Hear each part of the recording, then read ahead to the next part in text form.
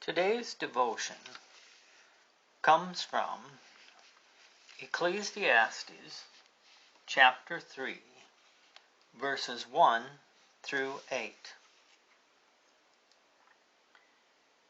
There is an appointed time for everything, and there is a time for every event under heaven, a time to give birth and a time to die, a time to plant and a time to uproot what is planted, a time to kill and a time to heal, a time to tear down and a time to build up, a time to weep and a time to laugh, and a time to mourn and a time to dance, a time to throw stones and a time to gather stones, a time to embrace and a time to shun embracing, a time to search and a time to give up as lost, a time to keep and a time to throw away, a time to tear apart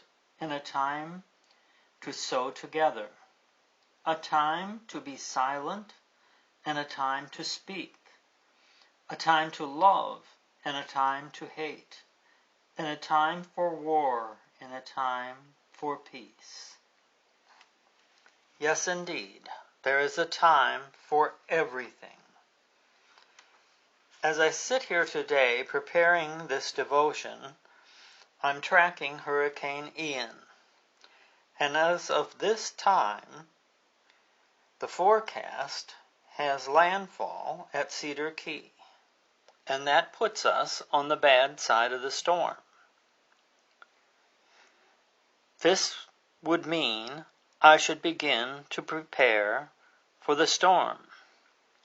Oh yes, I have been here a long time, long enough to know that the storms very often don't go where the forecast says they are going.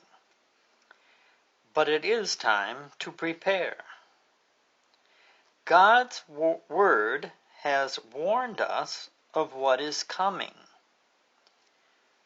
We have watched the prophecies come true, and it would seem that the evilness of man can't get much worse, and truth is very hard to find. These are all signs of the approaching storm, and there will be no place to go to escape this storm, unless you give your life to Christ today. He has made a provision for His people to keep them safe with Him. So don't wait any longer to prepare for the storm. The storm may be closer than you think.